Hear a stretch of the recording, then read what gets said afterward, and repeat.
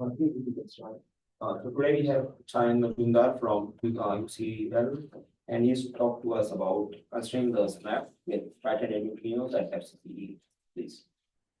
Okay, so first of all, good morning, and thank you, organizer, for hosting me. So today I'll be talking about constraining the standard model effective field theory extended with right-handed neutrinos at future circular collider.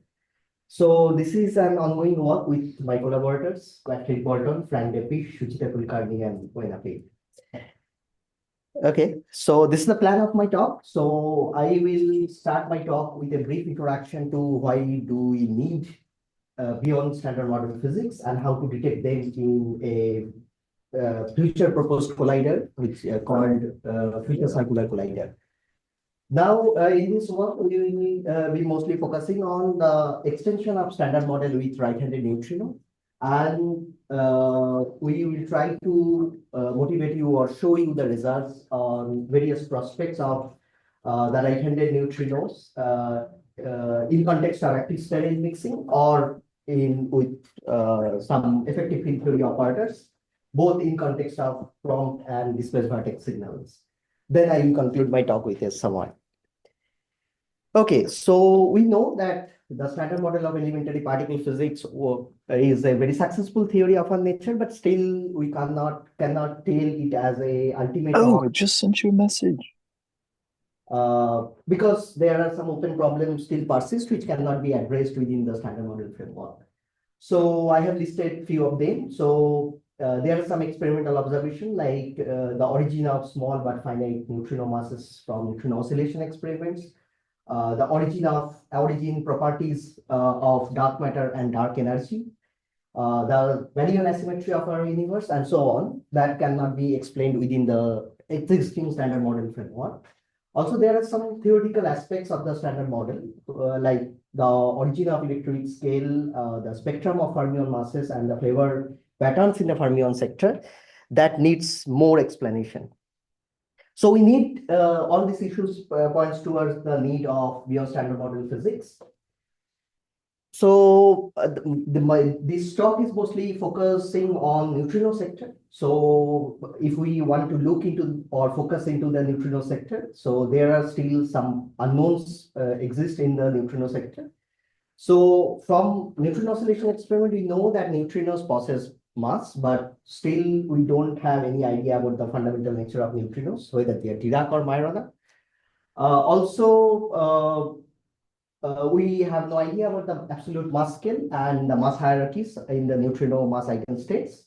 Also, we don't have any idea whether the leptonic CP violation exists in the leptonic sector, as we have seen it in the quartz sector.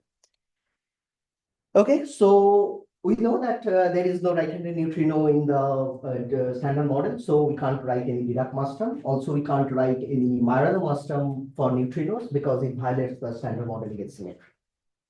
So how to give mass to the neutrino? So the minimal way to generate neutrino mass is to introduce these right-handed neutrinos with standard model particle spectrum. Now, if we include that, you can see that this is the neutral mass matrix.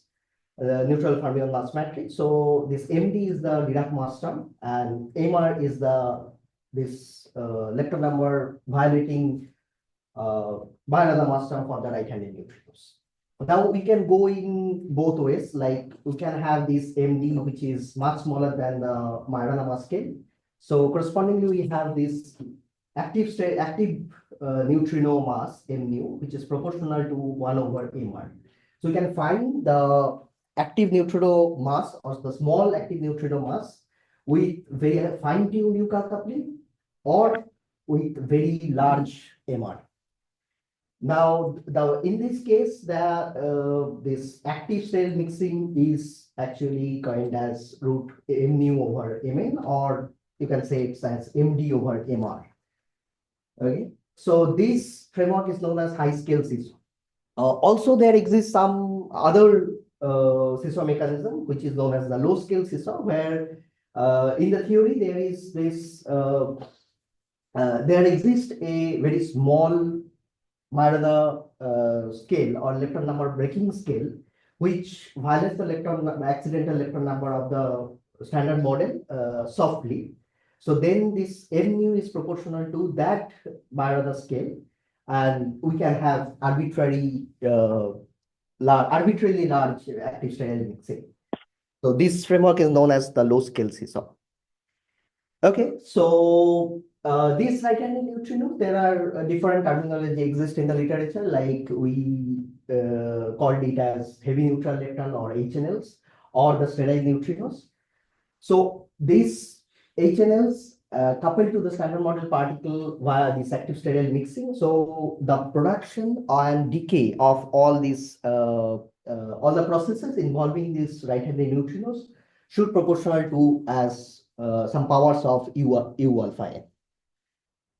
So these HNLs can explain a spectrum of phenomena. We already have seen that it explains the origin of small neutrinos. Also, the kb scale neutrinos can work as the warm dark matter. Also, the CP violating interactions of decays of this HNL can actually predict this baryon asymmetry of our universe. Also, there are some experimental observations in the short baseline experiments like reactor anti-neutrino anomaly, gallium anomaly, accelerator anomaly, all actually seeks this right-handed neutrinos to explain them. Okay, now to probe these new physics or new particles or new couplings we need colliders. So all these colliders can be divided into basically in few frontiers. So one of them is this energy frontier, where we basically collide high energy beams to have some new physics or new interactions at the interaction point. So it is known as the energy frontier. LHC is one of such example. Also, we can have the intensity frontier, where we have high intensity or high luminosity beams instead of the high energy beams. So the LEP and this whatever we will be talking about, this FCC-ee, that actually falls into this category.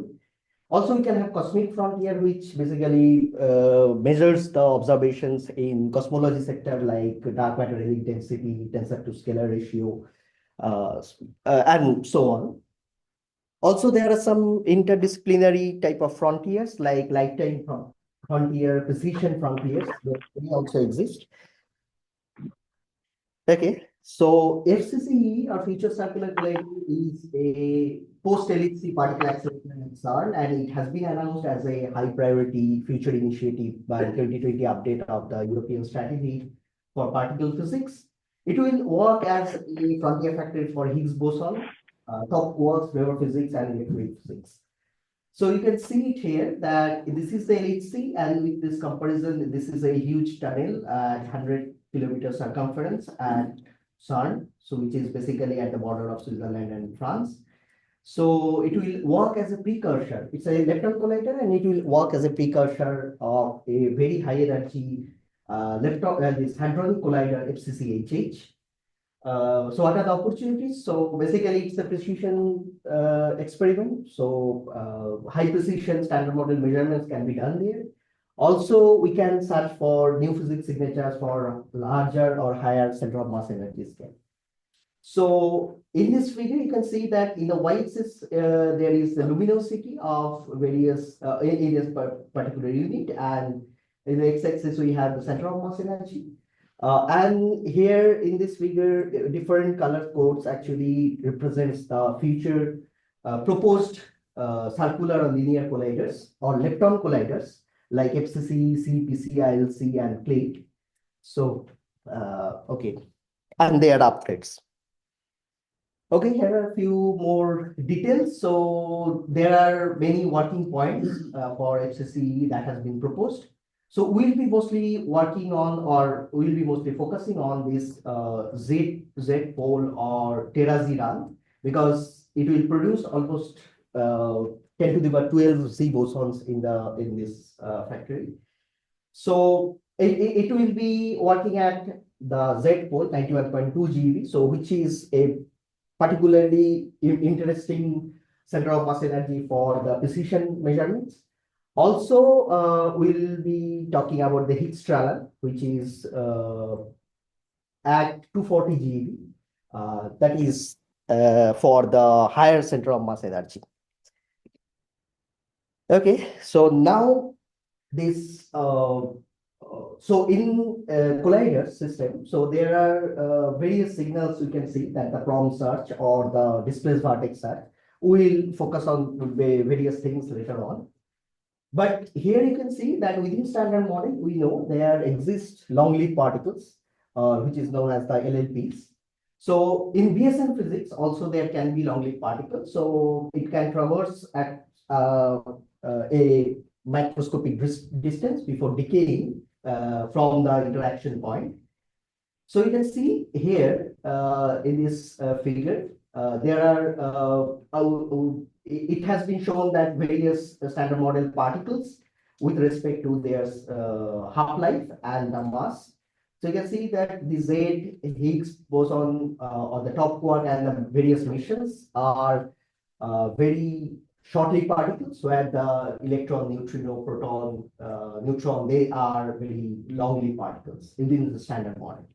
But in BSN physics, you can see there can be various distinct signature and interesting signature in the collider or detector part, where you can have the disappearing or kinged track, displaced vertex track, or these multi-track vertices and so on. And the most important opportunity in this case, because there will not be any standard model background, because it decays, this particle decays away from the interaction point.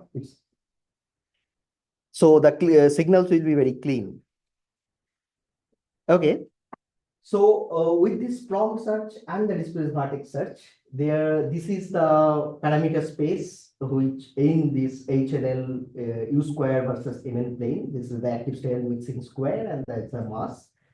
So you can see that it actually ranges from almost around 15 orders of magnitude in the mass scale.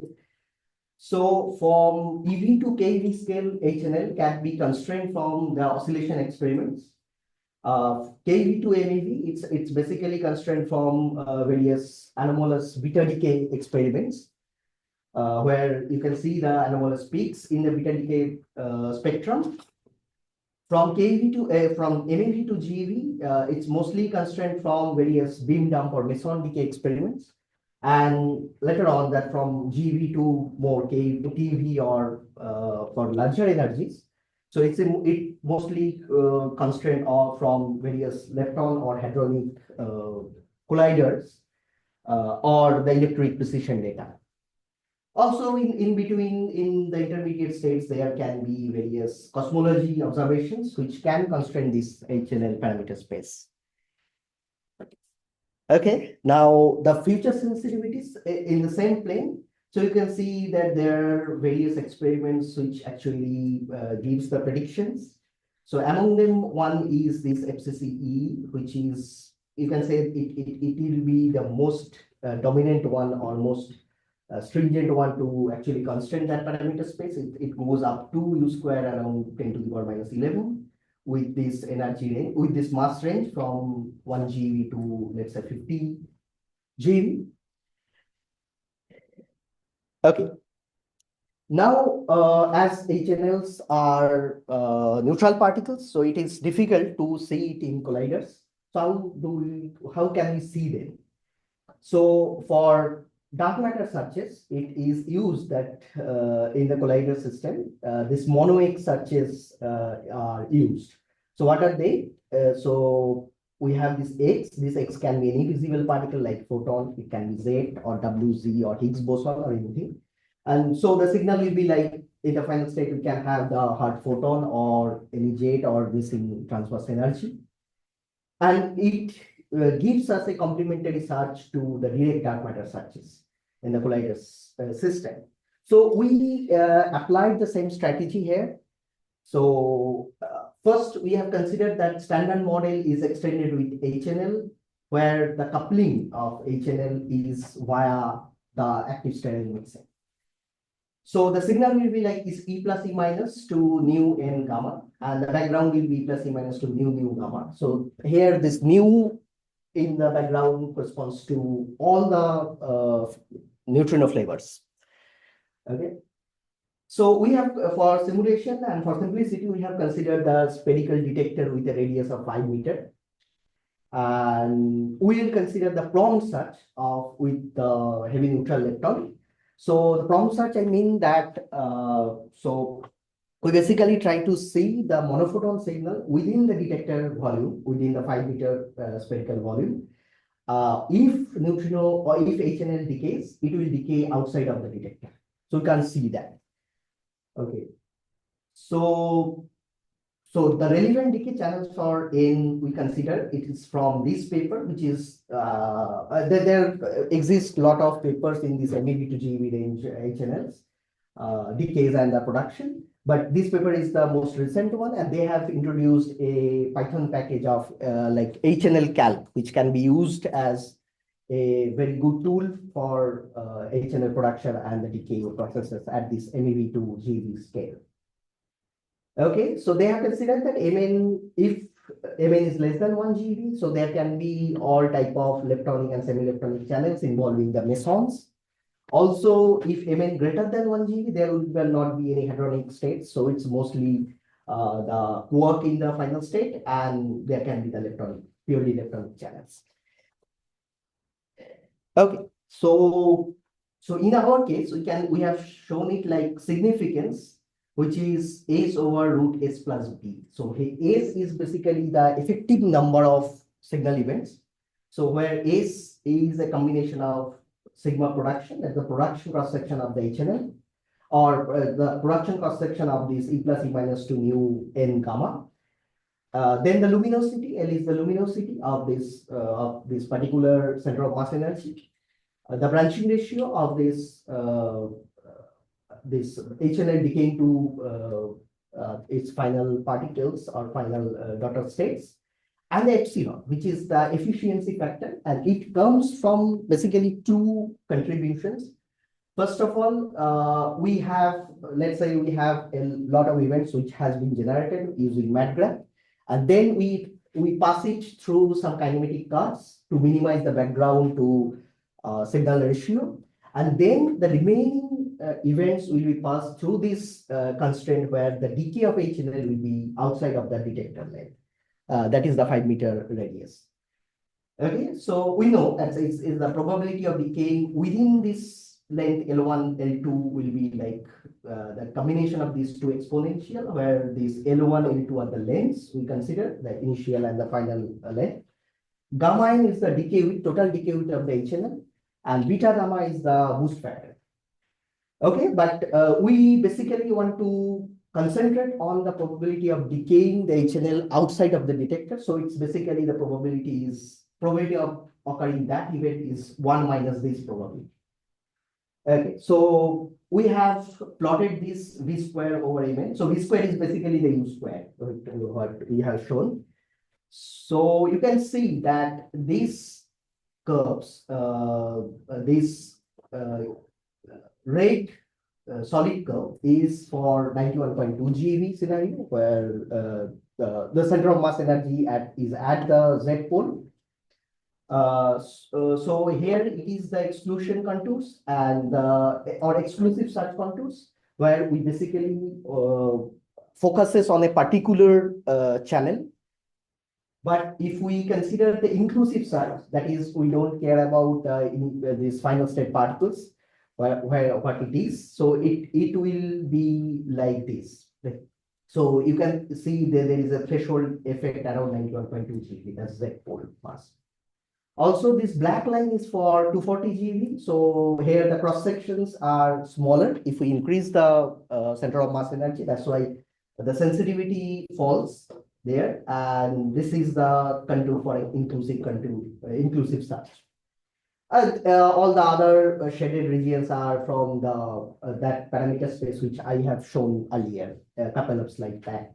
So FCC-ee, this displaced vertex signature will be lying here, so which is quite far from the which is actually quite far from our results, which we have got. And you can see that for inclusive search for 240 GeV, there is a little part which is around 100 GeV or so. So which actually can give a good exclusion as compared to the electric precision data or the existing ones. Otherwise, it's okay. Okay, so now we will move to the effective field theory because active stereo mixing is not good enough to give us the good constraints at this HNL U square event plane. Okay, so let's move to the effective field theory where this standard model will be extended with HNL, where HNL is coupling to standard model via this effective field theory. Okay, so just a quick recap. So effective field theory is just a low energy realization of some high energy UV complete model. So where we basically distinguish between high and low energy theory. And we at a particular energy scale, particular energy scale, in most of the effective field theory, we integrate out the degrees of freedom, which are much higher as this much massive as compared to the energy scale. So there are a lot of effective field theories from, if we start from the BSM, if we go down in the energy scale, you can see there can be SMEFT, standard model effective field theory, WEFT, which is weak effective field theory, or the left, it is known as left, that's the light effective or low energy effective field theory. Also, we can have CHI-PT, chiral perturbation theory, or QED, or Euler-Heisenberg field theory, and so on, if you go below this energy ladder.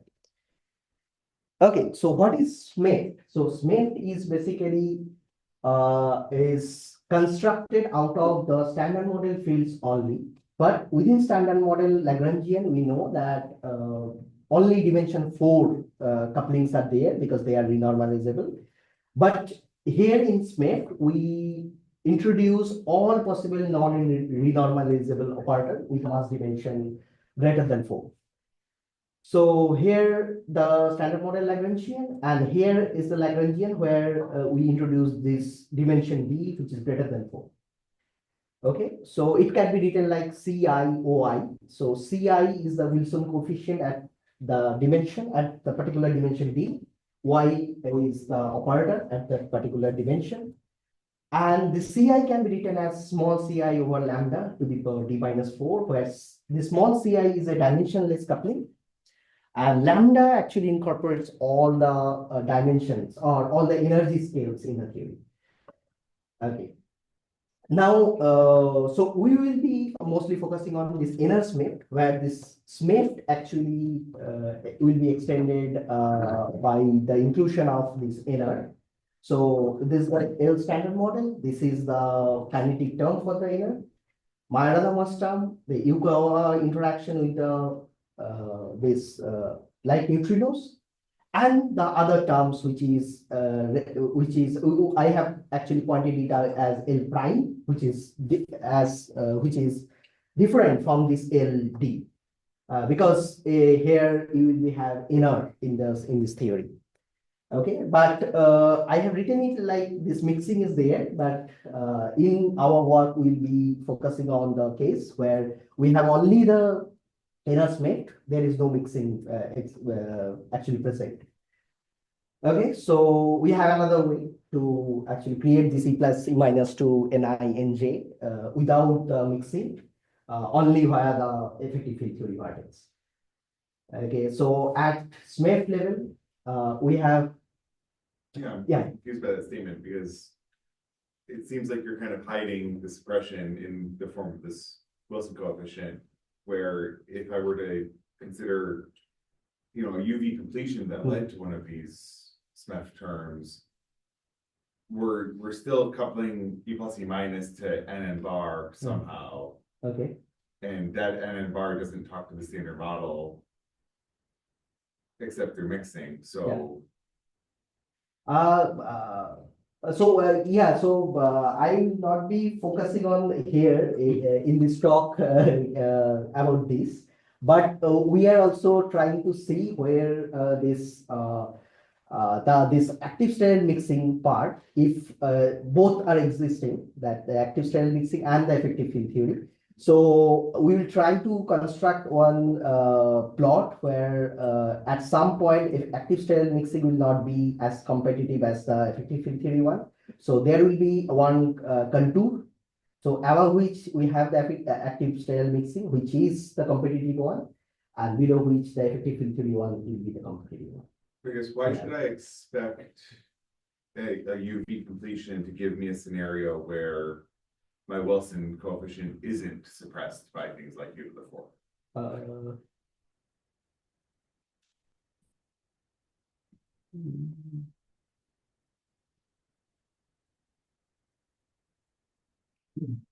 Are there models in which that happens? No, I have to. Sorry, I have to look into it. Okay. Yeah. Okay. So, okay. Okay. Yeah. Thank you. So, okay. So we can have these NRSMEFT operators, which is coming from higher dimensional operator from the this NRSMEFT. So which have the dimension of dimension 6 and dimension 7. So these terms are the vector coupling, and it is dimension 6 operators, and this is the dimension 7 coupling, so which actually produce the scalar and tensorial effective field theory couplings at the low energy scale. Okay, so we'll be mostly focusing on this left, so which is below the electric symmetry making scale. So we will have this low energy effective field theory from the NRSMEFT operators. So if we consider this final state, these HNLs are Majorana particles, so we will have these operators. So where these two operators are for vectorial coupling, these two are for scalar couplings, and this one is for the this tensorial coupling. So let's decode this now this terminology. So CVLR is basically V is for the vectorial one, L are basically coming from the electron or the HNL helicities. Okay, and this IJ here you can see NI NJ. So this IJ can be same or it can be different. So we'll focus on both the cases. Okay, for Dirac scenario, we have more operators like 4 in the vectorial part, 4 in the scalar part, and 2 in the tensorial part. Okay, so with this effective field theory Lagrangian, we can produce the this process E plus E minus 2 Ni Nj. So where for Majorana and Dirac, you can see that you can write it like that, where the sigma and delta are the combination of these two HNL masses, this Mni and Mnj. So it can be the sum or it can be the difference of it. So now if we plot this sigma E plus E minus 2, the final state X, X can be anything. So, and with respect to the center of mass energy. So you can see that if X is Z and then Z goes to nu bar, or the hadrons, Z goes to hadrons, you can have this type of this blue or this orange type of contours or plots. So here you can see that there is a peak at around Z pole because of this on-cell Z boson production. But in our case, that in this effective field theory, these various color contours like violet, red, and the green one, these are coming from vector or scalar or tensorial operators. So, and they don't have any this peak because nothing is going to be on shell in this effective field theory. So it's okay. So there are a lot of literatures in dark matter effective field theory operators and constraining of these operators at the colliders. So we have listed few of them. So this is by Patrick Fox and others. So they basically talks about the large electron positron collider on LEP. And they constrain various this effective field theory operators with respect to the mass of the WIM. Okay, there are other papers like EFT analysis of leptophilic dark matter at ILC, International Linear Collider, in monophoton and mono-Z channels. So by Bhupal Dev, and you can see that they have actually plotted various exclusions for the lambdas for different operator types. Also, there are paper by Chinese group in probing dark matter particle at the CEPC. So they have actually taken the different energy modes or working points of this CEPC, proposed CEPC. And you can see that at low mass scale, it gives complementary or better sensitivity as compared to the xenon 1T search. Okay, so in our framework, so we have, so analytically you can calculate this E plus E minus 2 Ni, Nj and gamma at least at leading order. So we have this differential cross section. Z gamma is the ratio of the this photon energy to the electron, the beam energy or the electron energy, and the cos theta is the angle of this emitting photon.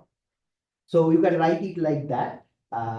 So this part is this sigma S times 1 minus Z gamma. Here sigma of S is basically the E plus E minus 2 Z to Ni Nj.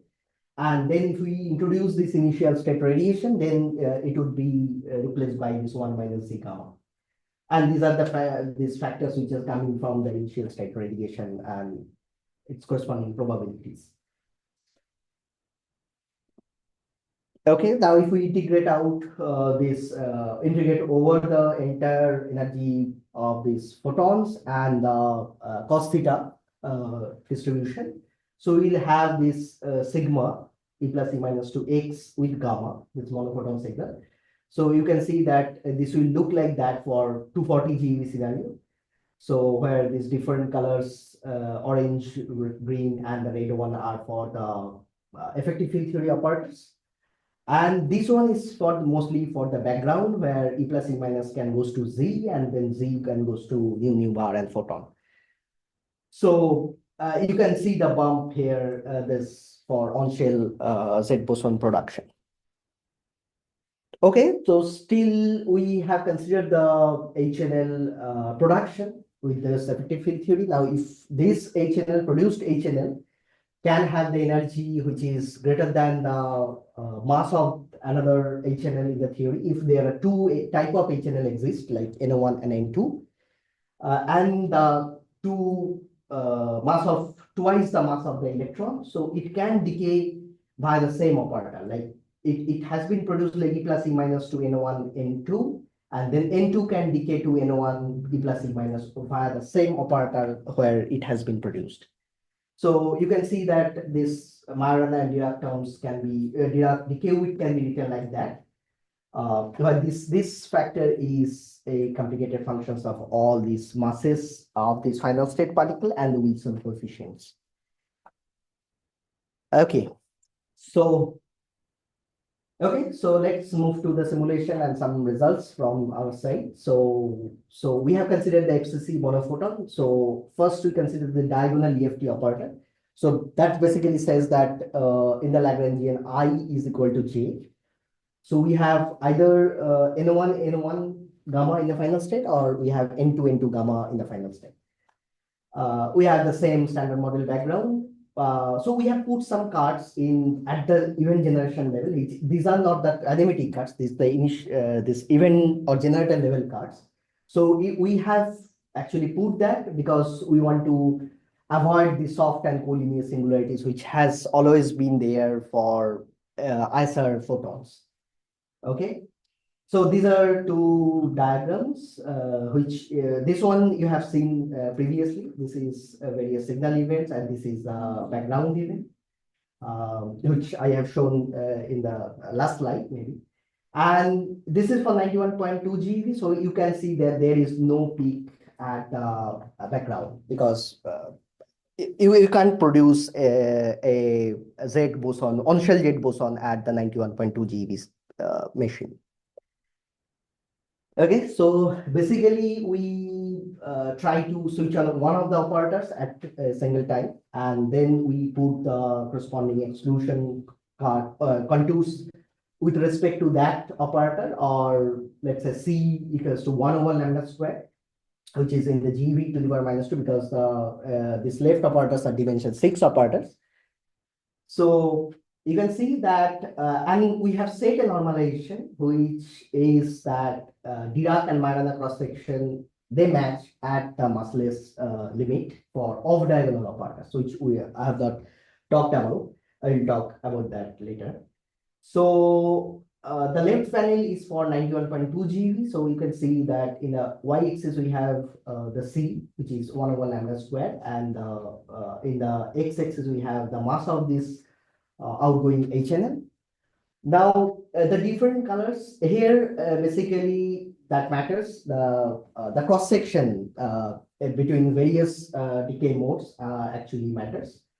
So for that, you can see these solid lines are for the Dirac HNLs, and different colors are for the different Lorentz structure like vector, scalar, or tensor, and the dashed one are for the Majorana contours, Majorana HNLs.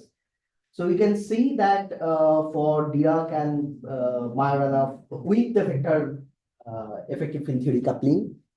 So you can see that the cross sections are almost similar, but at the low energy or low mass. But at high mass, the Majorana cross section falls off, and that's why there is a departure from the this solid line, the dashed one. And this black dashed line is the line which corresponds to lambda equals to 91.2 GeV. So you can see that above which there is this our effective field theory doesn't valid, is basically invalid. Okay, so the right hand plot is for root S 240 GeV, well, the same thing. Okay, now we can have this off-diagonal scalar effective field theory operator where E plus E minus can goes to N1, N2, and gamma, and then N2 can decay to N1 E plus E minus via the same EFT operator. That's the same procedure. And we have actually put all this contour because there are two different mass scales exist here in the theory. So we can represent this plot with delta, which is 1 minus F, where F is the mass fraction, which is a ratio of the lighter to the heavier HNL mass. So the left-hand plot is basically the again C versus Mn2 plane. This solid curves, these are for the Dirac contours, and the dashed one are for the Majorana contours. And you can see that this green one is for delta 0.01. This one is for delta 0.1, and this is for delta 1. So delta 1 basically means that one of the HNL is massless. So you can consider it to be the something is coming out like the active neutrinos, okay, or some massless fermion field. Okay, again that this dashed curves is for 91.2 GeV, above which this space is invalid in the effective field theory language. And these curves are the inclusive contour, which we have seen in the N1 diagonal coupling also. So you can see that there is a difference between this Majorana and Dirac contour, very small difference though, but there is a difference, and this difference is coming from the decay width difference between the Majorana and the Dirac one. So because Majorana can decay to lepton number conserving and lepton number violating final state, but the Dirac particle only decays to lepton number conserving states. So there is a factor of 2 difference is there. That's why there is a slight difference in these contours. So this is again for the 240 GeV case, and as it has higher center of mass energy and the cross sections and the decay widths are proportional to this center of mass energy. So that's why we can have the better sensitivity in 240 GeV scenario, though it has lower this luminosity in the system. Okay, so this is for tensor one, so it's the same thing, but you can see that there the sensitivity goes quite well below as compared to the scalar one, if you can see. So it is because of that case, in this tensorial case, the cross sections are bigger as compared to the scalar one. Now, if we move to the vector effective field theory operators, so here some points are there. So it's basically for vectorial effective field theory or vectorial coupling. So there exists one interference term which is proportional to Mn1 and Mn2 times the C squared, the Wilson coefficient squared. So that's why you can see that there is a difference, and this interference term exists both in decay width as well as in the cross section. So that's why here you can see that there is a wider gap as compared to the scalar and tensor ones. But for delta equals to 1, you can see that one of the this HNL mass is 0. So that's why this interference term doesn't exist in that case. So that's why it will be this gap is smaller as compared to these two contours. Also, there is a departure from this in the inclusion contours from the Dirac one for the Majorana case from the Dirac one. It's basically coming from again the interference term. Yeah. I guess 2-3 slides before, when you had the sensitivity plot, you didn't have a tensor Majorana scenario. Here? Yeah. No, we have. Tensor Majorana. Yeah, tensor Majorana. Here we are considering this N1 bar, N1, and N1 bar sigma mu nu N1 doesn't exist because of this. I think this anti-symmetry property of N1 and sorry, sigma mu nu and N1. So if we change this N1, so it will be like the minus of itself, like N1 bar sigma mu nu N1 is basically minus N1 bar sigma mu nu N1. So that doesn't exist. So that's why there is no Majorana tensor term. Right, thank you.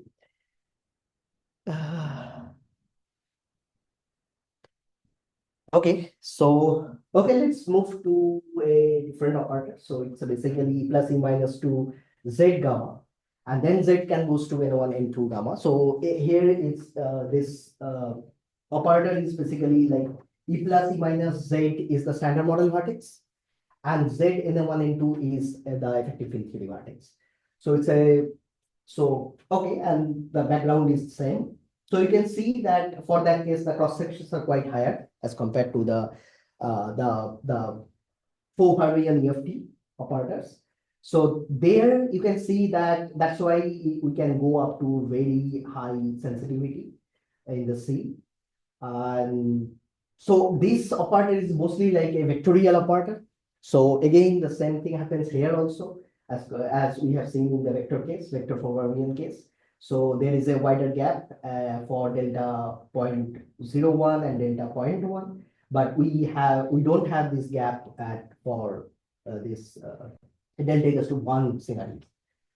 Okay, now here one thing is there. So for 240 GeV case, initially we have seen that for all the 240 GeV scenario, we have better sensitivity as compared to the 91.2.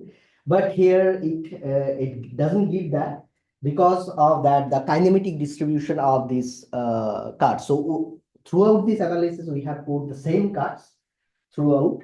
So that works quite well with the 91.2 GeV and for the other cases. But for this one, we don't have such a good. This card is not that much suitable because it removes most of the events from the distribution. That's why the sensitivity loses here. So we are working on that. So to find some suitable cards. Okay. So till now we have considered the prompt signal of diagonal and the ZN in prompt searches.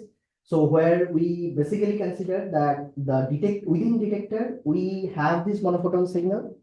And beyond this detector length, that 5 meter length, we can have other decay channels. Okay. Now we have this off-diagonal displaced vertex signature, where we basically focuses on the this decay to be occur within that region. So we are mostly working. So there is a long-lived particle. It has been created at a interaction point, and then it decays within the detector range. And in that case, so we have the FCC community actually proposed this scenario where we can only see the electron or positron in the final state, which has PT, which is greater than 700 MeV. Otherwise, we can't see them. Okay, so I have actually put one of these plot again the scalar operator for fermion scalar with 91.2 GeV. So you can see that these are for various deltas. Here you can see for fermion and the ZNN from signal, we can go up to delta 0.01. But here we can't, because it will produce a very soft electron or positron in the final state, which cannot be detected within the detector. So we'll not get any sensitivity in that region, in that delta equals to 0.01 region. Okay, so here one thing is there. So you can see, maybe it's not that much clear, but you can see that for 91.2 GeV and 240 GeV, the 240 GeV has lesser sensitivity as compared to the 91.2, because this HNL for 240 GeV scenario, HNL will be is highly boosted because of the center of mass energy, and it will actually create a displacement for the HNL, which goes beyond that 5-meter radius, and this HNL will decay there. So then there will not be any displaced vertex signal we get. So that's why we will lose a little bit sensitivity for 240 GeV displaced vertex scenario. Okay, these are the summary exclusion plots, so which I have actually already discussed. So this left side one, this panel is for Dirac HNL. So this red one is the red bar chart is for the monophoton exclusion, the violet one for the displaced vertex one, and we will have always the displaced vertex signal has better sensitivity or better exclusion. The light shaded regions are for 91.2 GeV, and this dark shaded regions are 240 GeV. Again, the same thing happens in the Majorana HNL scenario. All these things are the same, and we have considered this MN to 10 GeV and delta 0.1. Okay, so basically it is conventional to put all these summary exclusion plot with respect to these SMEFT operators instead of this left one. So, but I have not actually included that in this slide, because it will actually involve all this mixing and matching of these CFT operators, and the terminology will be much more involved there. But we can have the same plot, same type of plot. Okay, so reached the summary. So that HNLs are well motivated particle of BSM physics, which can explain several phenomenological, cosmological, or the experimental observations. So for any invisible particle or dark matter particles, we can have these monophoton or mono-X searches in the collider to see them. So we have applied the same procedure to constrain the HNL U square versus NN plane.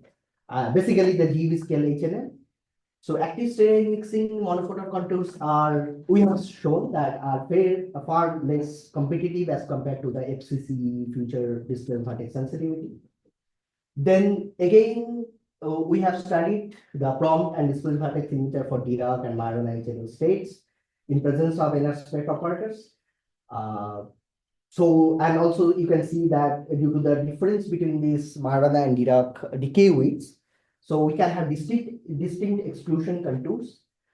in case of Dirac and Majorana final state for both prompt and the displacement vertex scenario, and this can be used as a differentiating between Majorana and Dirac one, Dirac HNLs, and for prompt search.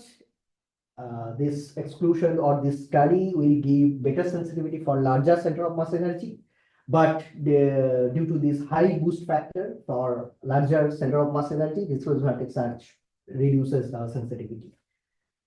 Okay. Yeah. Okay.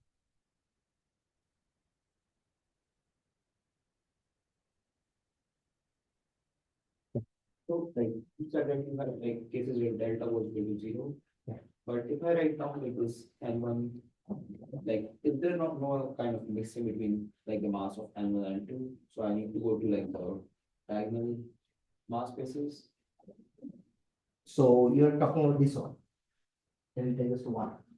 Yeah, it's like N1 is 0, but I was thinking like 95 N1 and N2 mixing with E plus E minus, I can like close that loop, and maybe at the EFT level I can have a mass mixing between N1 and N2. Yeah. So ideally I should be going to like N plus and N minus like the mass eigenstates, and there I should be defining them.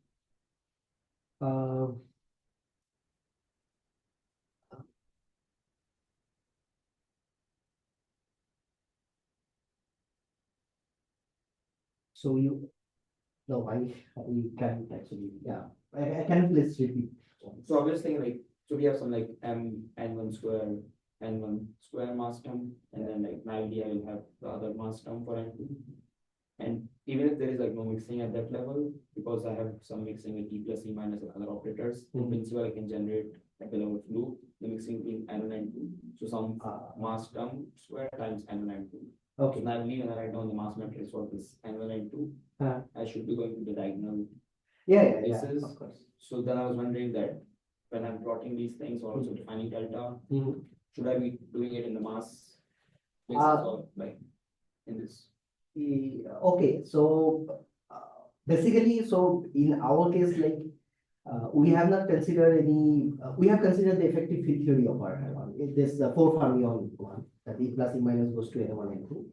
And you are considering that N1 N2 can actually go to E plus E minus. So I don't see any closed loop there because we are not allowing that EFT operator. So we are basically turning on one of the EFT operator at each time and try to derive the sensitivity. But yeah, so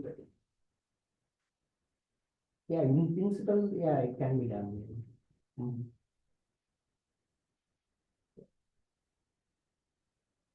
But yeah, in this case, we have not actually done that. We have only focusing on the 4 fermion operator.